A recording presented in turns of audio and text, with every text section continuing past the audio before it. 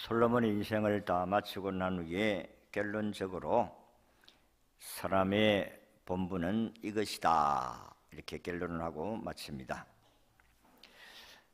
성경을 보면 창조주 하나님께서 이 세상에 어떤 생명체나 물건 하나라도 그냥 있으라 이렇게 해서 어떤 목적 없이 만들어진 것은 하나도 없다는 것입니다. 미생물, 박테리아 하나까지도 뭔가 목적을 가지고 존재한다는 것을 우리에게 밝히고 있습니다. 그래서 이 자연을 통해서도 하나님이 영광을 받으시고 모든 동식물을 통해서 하나님이 영광을 받으시는 것을 볼 수가 있습니다. 그래서 하나님께서 특별히 사람을 창조하실 때는 아주 중요한 목적을 가지고 창조하셨다는 사실을 알 수가 있습니다. 이사야 43장 21절의 말씀을 보면 이 백성은 내가 나를 위하여 지었나니 나를 찬송하게 하려 함이니라 그랬습니다. 바울은 고린도 교회 성도들을 향해서 말씀하실 때에 고린도전서 10장 31절에 그런즉 너희가 먹든지 마시든지 무엇을 하든지 다 하나님의 영광을 위하여 하라 이렇게 밝혔습니다. 그래서 인간이 우리 하나님을 찬양하기 위해서 지음을 받은 목적으로 지음을 받는 사람이라는 것을 알 수가 있습니다.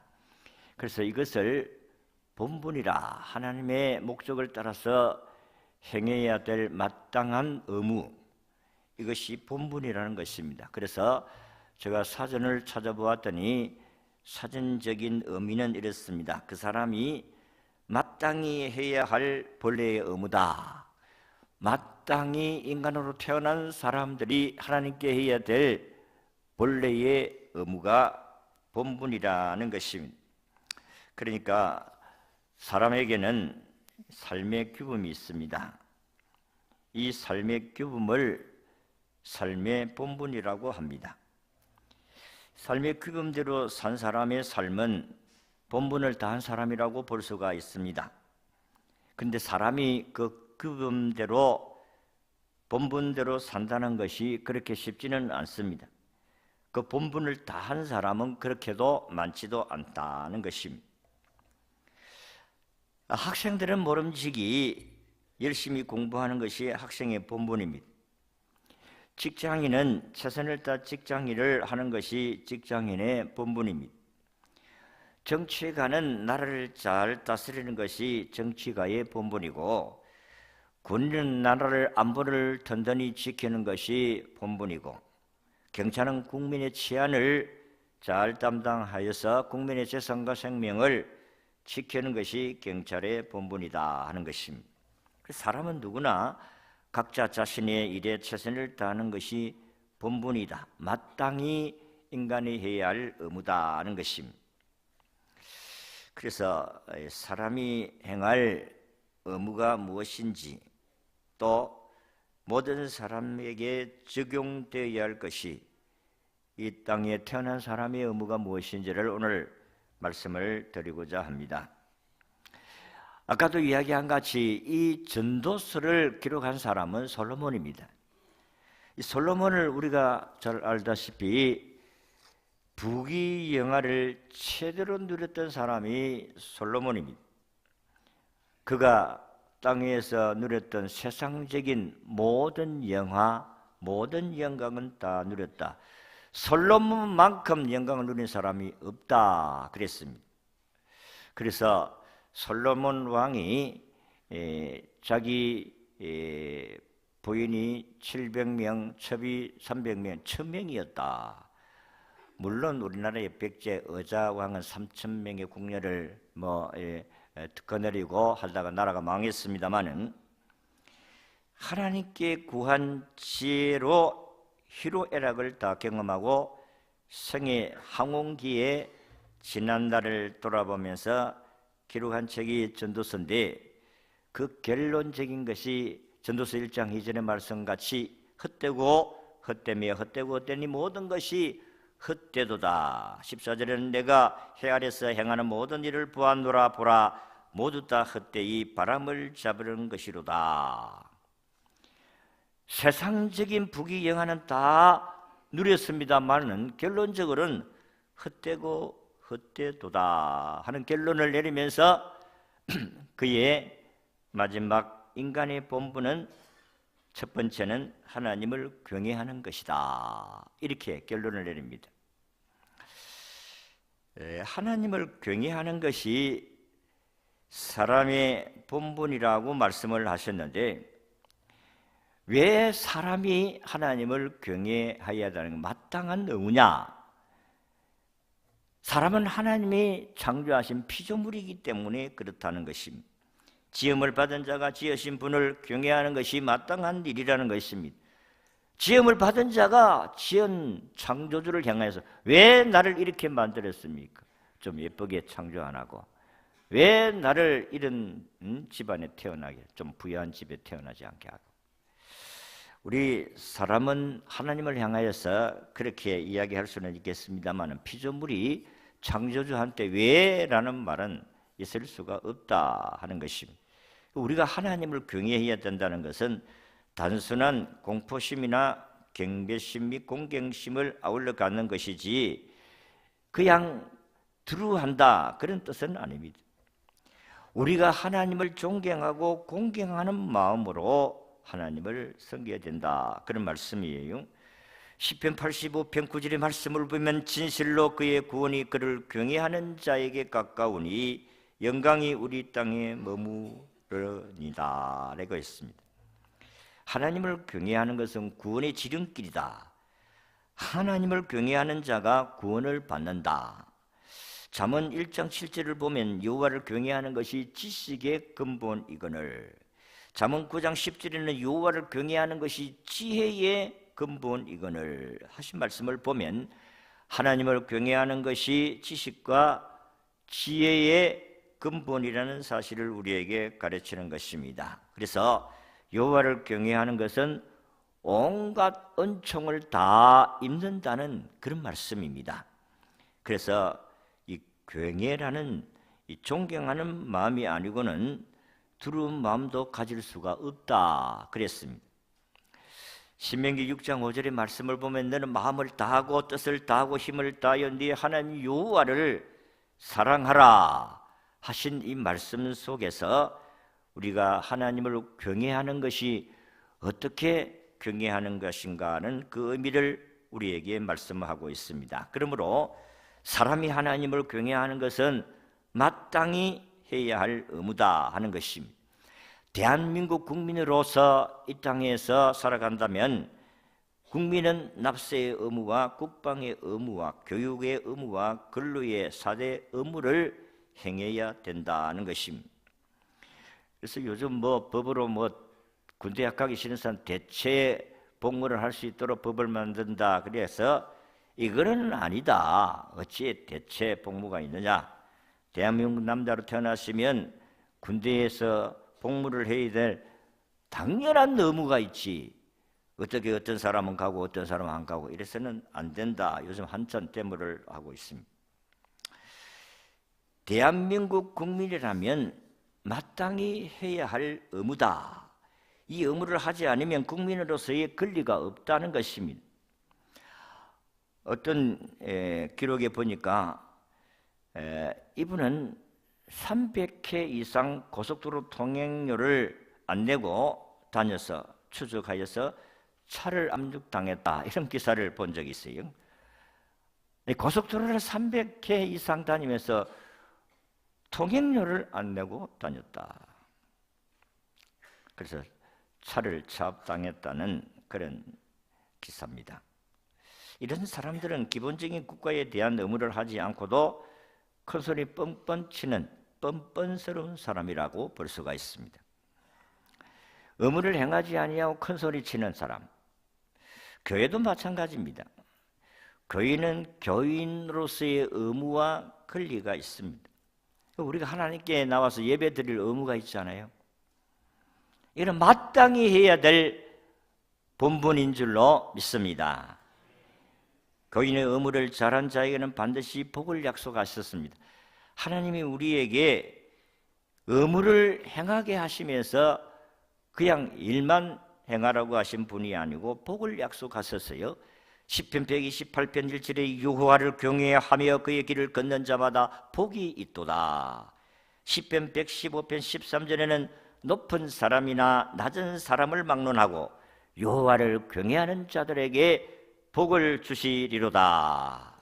잠언 31장 30절에는 고운 것도 거짓되고 아름다운 것도 헛되나 오직 여호와를 경외하는 여자는 칭찬을 받을 것이니라. 아멘이 석자가 쑥 들어가 버렸습니다. 칭찬받는 것이 그렇게 마음에 부담스러워요. 여호와를 경외하는 여자는 칭찬을 받을 것이니라. 참으로 그렇습니다. 우리가 하나님을 경외하는 사람들에게 역사적으로 쭉 그 역사를 살펴보면 정말로 복을 받은 사람들이 많습니다. 그 가운데 옛날에 일제시대 때의 평양의 산정행교에서 하나님을 신실하게 경외했던 유계준 장로님의 가정의 축복의 역사는 오늘 길이길이 우리 후손들에게 전해져 오는 이야기입니다. 유 장로님은 예수 믿기 전 23세 때에 평양 깡패였어요. 근데 마페 선교사를 때리고 패고 둘러 앉아서 그를 때릴 때에 그 하나님께서 그 순간에 성령으로 역사해 가지고 때리는 가운데 이 사람이 감화를 받았다는 겁니다. 그래서 그 조직폭력배를 해산시키고 25세 때에 윤덕준 양과 결혼을 해서 6남 2녀를 두었다고 했습니다. 그래서 결혼해서 첫 번째 아들을 낳았다고 해서 덕남의 기념으로 미림지 교회를 건축을 하였다고 했습니다. 아들 낳은 기념으로 하나님 교회를 건축하고 45세 때는 산정은 교회 장로가 되었었고 그가 주기철 목사님이 일제시대 때에 옥중에 계실 때에 먹을 것이 없는 그 가족들을 위해서 쌀 한 가마니를 주어서 가족을 돌봐줬다는 기사도 있습니다. 그가 6.25가 반발한 전날 밤에 6.25 전쟁이 일어날 전날 밤에 괴뢰군에게 잡혀가서 대동강 언덕에서 순교를 당했습니다. 그는 이 순교를 당하기까지 믿음과 충성과 헌신으로 하나님을 경외했던 장로님이었습니다. 장로님 물론 천상에서도 하늘나라의 상을 받을 수 있겠습니다마는 지상에서도 그 후손들이 얼마나 복을 받았는지 모릅니다. 그의 6남 2녀의 자녀들을 보면 장남은 유기현인데 미국에서 의학 박사 학위를 받아서 의사였고, 이남 유기형은 부산대학 의과 교수였고, 유기선은 셋째는 의학 박사여 법률가였고, 네 번째 아들 유기천은 서울 법대 학장 법학 박사였고, 다섯째 아들 유기진은 미국 시카고에서 외과 의사였고, 여섯 번째 아들 유기묵은 미국 일리노이주에서 의사였다고 했습니다. 그리고 장녀 유기옥은 영산에서 누가병원을 경영했고, 자녀 유기숙은 약학사로서 전 숭실대학교 총장을 지낸 바 있고, 역시 남편 전 국무총리였던 이한빈 박사가 자기 남편이었습니다. 유 장로의 후손들이 2003년도에 통계 당시에 106명이었는데 후손들이 모두 출세하여 쟁쟁한 인물이 되었다 하는 것입니다. 지금은 10년이 넘었으니까 아마 또 후손들이 더 많아질 것으로 생각합니다. 그분은 예수 믿는 것 때문에 순교를 당했습니다. 그 8남매의 자녀들이 어떻게 살까? 그 예수 믿고 망한같이 생각했지만은 하나님이 그 후손들을 이와 같이 크게 축복하신 줄로 믿으시기를 바랍니다. 하나님의 백성들의 의무가 하나님을 잘 경외하는 것입니다. 이 본분을 다하면 하나님이 우리에게 내몰라 하시겠느냐 이 말. 나는 절대적으로 하나님은 하신 말씀을 반드시 이룰 줄로 믿습니다. 그러니까 우리가 이 땅에 태어나서 어차피 예수 믿었잖아요. 어디 예수 믿고 싶어서 믿었어요? 하나님이 우리를 택하여 주셔가지고 성령의 거룩함으로 말미암아 예수를 믿음으로 구원을 받게 하여 주셨어요. 그러면 우리가 예수 믿는 사람들의 의무가 예배는 거예요. 예배, 하나님께 예배 생활. 여러분과 제가 하나님께서 오늘 우리에게 나를 경외해라, 마음을 다하고 힘을 다하고 뜻을 다하여 목숨을 다하여 주 너의 하나님을 사랑하고 섬기라. 이게 우리의 의무인 줄로 믿으시기를 바랍니다. 의무는 행하지 아니하고 권리만 주장하면 안 돼요. 교회 생활 속에서 여러분들이 정말로 의무를 다 하고 있느냐? 의무는 다 하지 아니하면서 소리만 내고 말만 하고 그렇게 하면 안 돼요. 그거는 하나님의 복받을 짓이 아니다. 두 번째 본분은 하나님의 명령을 지키는 것이다. 오늘 13절의 말씀같이 일의 결국을 다 들었으니 하나님을 경외하고 그 명령을 지킬지어다. 이것이 모든 사람의 본분이니라. 하나님을 경외하는 것뿐만 아니라 하나님의 명령을 지키는 것이 사람의 본분이다 했습니다. 하나님 명령은 창조자의 말씀입니다. 지키는 것이 하나님을 순종하고 그분의 뜻을 따르는 일이다 하는 것입니다. 여러분, 하나님의 말씀은 우리와 타협하는 것이 아닙니다. 하나님이 또 우리에게 부탁한다, 좀 잘 봐주이소, 이게 아니에요. 우리는 사람들끼리는 서로 계약을 맺었지만은 계약을 어길 수 있으니까 좀 부탁하자. 하나님이 우리에게 명령할 때는 부탁도 아니고 타협도 아닙니다. 명령이에요. 그렇기 때문에 우리는 반드시 명령을 지켜야 되는 줄로 믿습니다. 11절에 보면 지혜자들의 말씀은 찌르는 채찍이라 그랬습니다. 이 채찍이라는 말은 목자가 짐승을 몰 때 사용하는 날카로운 막대기를 말하는데, 여기에 오늘 우리에게 주시는 교훈의 채찍이라는 것은 하나님의 말씀이 우리를 바르게 하고 교정하고 하나님께로 인도해 가는 의의 교육자다, 그렇게 말씀을 했습니다. 그래서 디모데후서 3장 16절에 하나님의 말씀은 모든 하나님 말씀 감동으로 된 성령의 감동으로 된 것으로 교훈과 책망과 바르게 함과 의로 교육하기에 유익하니 이는 하나님의 사람으로 온전케 하고 선을 행하기에 온전케 하려 함이니라 그랬습니다. 명령을 따르는 자, 수행하는 자에 대해서 하나님은 반드시 보상하는 줄로 믿습니다. 하나님을 사랑하는 자에 대해서 하나님이 보상해 주시는 이 믿음은 오늘도 여러분들과 제가 순종해서 나타나는 것입니다. 믿는 사람들은 해보는 거예요. 그래서 믿음은 배짱이다 이런 표현을 했잖아요. 우리가 이해가 안 되는데 하나님께서 명령을 하니까 해보는 겁니다. 성경에 하나님께서 우리가 이해할 수 있기 때문에 하라는 명령을 한 적은 없어요. 예수님께서 제자들에게도 마태복음 28장 19절에 너희는 가서 모든 족속으로 모든 민족으로 제자를 삼아 아버지와 아들과 성령의 이름으로 세례를 주고 너희에게 분부한 모든 것을 가르쳐 지키게 하라. 볼지어다 내가 세상 끝날 때까지 항상 너희와 함께 있으리라. 하나님이 세상 끝날 때까지 함께 해주겠다는 것이 약속입니다. 명령은 너희는 모든 족속으로 이 세계에 선교하는 사람이 되어라. 성경의 노아를 보면 하나님께서 노아야 방주를 지어라. 어디에 지어야 될까? 저 산꼭대기가 지어라. 아이고 하나님, 왜 바닷가에 지어야 되는데 산꼭대기에 지어라 함시. 내가 물로 심판한다. 산꼭대기까지 물이 올라간다. 그러니까 거기에 지어라. 도무지 이해가 안 되는, 말도 안 되는 명령을 하셨습니다. 말이 됩니까? 안 됩니까?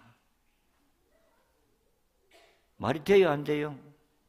안 되지요. 우리의 이 성으로는 물가에 지어야 배를 띄울 수가 있지. 저 산꼭대기에 배를 지어가지고 어떻게 배를 띄우겠느냐 하는 것입니다. 말도 안 되는 명령을 하셨습니다. 그런데 노아는 명령에 순종해서 길이가 120m도 넘는 큰 배를, 연장도 그렇게 흔하지 아니하는 그런 시대에 그냥 사람이 수공으로 배를 지었다. 성경은 확실하게 몇 년이라는 기록이 없지만 하여튼 엄청난 세월 동안에 자기의 재산과 모든 것을 다 투자해서 배를 지었고 난 결과는 8가족이 다 구원을 받은 줄로 믿습니다. 아브라함은 하나님께서 고향을 떠나러 왔을 때 어디로 가야 될지 방향을 알 수가 없었습니다. 그럼에도 불구하고 고향을 떠나갑니다. 그런데 마침내 가나안 땅에 들어오게 되었다 그랬습니다. 그런데 가나안 땅에 들어왔을 때 하나님께서 약속하신 네 후손을 통해서 하늘의 별과 같이 바다의 모래같이 해주겠다고 약속하시는데 아들이 없지 않습니까? 아들 25년 만에 100세 때 아들을 주었어요. 아들이 이제 정상적으로 자라가지고 한 17세, 20세 아주 장정한 아이로 성장을 했습니다. 그런데 하나님께서 정말로 말도 안 되는 명령을 합니다. 네 아들 있지? 예. 저 모리아 산에 가서 네 아들을 바치라. 근데 아브라함은 그 명령을 따라서 이삭을 데리고 모리아 산까지 갑니다.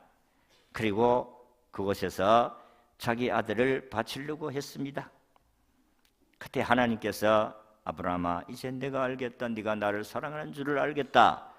그러면서 하나님이 제물 드릴 순양을 보여주시고 제물 바치게 하셨습니다. 자, 우리가 하나님이 명령하는 것이 이해가 잘 안 돼요. 아니, 말도 안 되는 명령을 해야 순종을 하지. 말도 안 되는 말을 명령을 하니까 어떻게 순종이 되겠어요? 우리가 사실 그렇습니다. 말도 안 되는 이야기하면 아이고 저 아바이가 참 노망이 들었나. 안 되는 택도 안 되는 일들을 자꾸 하라고 하느냐. 그런데 순종이 제사보다 낫습니다. 순종이 복을 받습니다. 아버지 엄마가 뭐 얼토당토하는 말을 해도 순종하니까 역사가 일어나더라. 이게 성경이 가르치는 교훈 아닙니까? 주 안에서 나쁜 짓 하는 것은 나쁜 것 하라고 명령하는 것 외에는 순종 안 해도 되지만은 그래도 나쁜 것이 아닌데 말을 명령하면 순종해야 한다 하는 것입니다. 노아, 아브라함뿐만 아니라 모세도 그랬습니다. 모세도 네 이스라엘 백성들을 애굽에 가서 구출해내라. 아이고 무슨 말씀을 그렇게 하십니까? 나는 애굽의 살인자가 아닙니까? 나는 벌써 40년의 세월을 다 흘러보내가지고 이제는 나는 야인이 돼가지고 지도력도 없고 뭐 능력도 없고 아무것도 안 됩니다. 그런데 하나님은 명령하나죠. 가라. 가기만 하면 돼. 네가 이스라엘 백성을 인도하는 게 아니고 너는 도구로만 쓰면 되니까 하면 명령에 순종해라. 그러니까 모세가 가잖아요. 그리고 그 바로 왕 앞에 10가지 재앙을 하고 이스라엘을 구출해내고 그리고 광야 40년을 이스라엘 백성들을 인도하면서 명령에 순종하니까 역사가 일어나잖아요. 저들이 홍해 바다 앞에서 애국 군대가 쫓아오고 앞에는 바다가 가로막 있고 죽을 지경이 됐을 때에 하나님이 모세에게 모세가 하나님 어떻게 해야 되겠습니까? 네가 들고 있는 게 뭐냐? 지팡이입니다. 지팡이를 바다를 향하여 내밀어라. 이게 뭐 말도 되는 말입니까? 안 되는 명령을 합니다. 아니 지팡이를 바다에 내민다고 해서 바다가 갈라집니까? 그런데 명령에 순종하니 바다가 갈라진 줄로 믿습니다. 사람이 본분을 다 하면 되는데 본분을 안 해요. 그러면서 큰 소리 치지 않습니까? 내가 아이들을 키우면서 그런 거를 많이 경험하고, 나도 아마 클 때에 우리 부모한테 아마 그렇게 속을 많이 새기지 않겠나 생각합니다. 자식은 자식의 본분을 다 해야 되는데 이거 알았다 이게. 알면서 나중에 하는 말은 뭐 해줬어요? 부모가 나한테 뭘 해줬어요? 이따위 짓을 하는 자식들도 많지 않습니까? 참, 불호 자식들. 야, 너를 낳아가지고 그래도 이것까지 크게 한 것도 다 내가 키웠지 않느냐? 여러분, 하나님의 명령은 타협이 아닙니다. 부탁도 아닙니다. 해라! 순종해야 돼요. 여러분, 이스라엘 백성들이 요단강을 건널 때에 홍수가 되었고 강이 넘쳤다고 했어요. 요즘같이 뭐 장비가 좋은 것 같으면 강을 건널 수가 있습니다만은 강을 건널 수가 없어요. 근데 하나님이 명령은, 야, 네 언약궤 있지? 그거 7 제사장들이 어깨에 메고 강을 먼저 들어가라. 이게 명령이 이해가 되는 명령이 아니잖아요. 택도 않는 이야기를, 택도 않는 명령을 하니까 순종이 안 되는 거예요. 그렇지만은 제사장들은 순종했어요.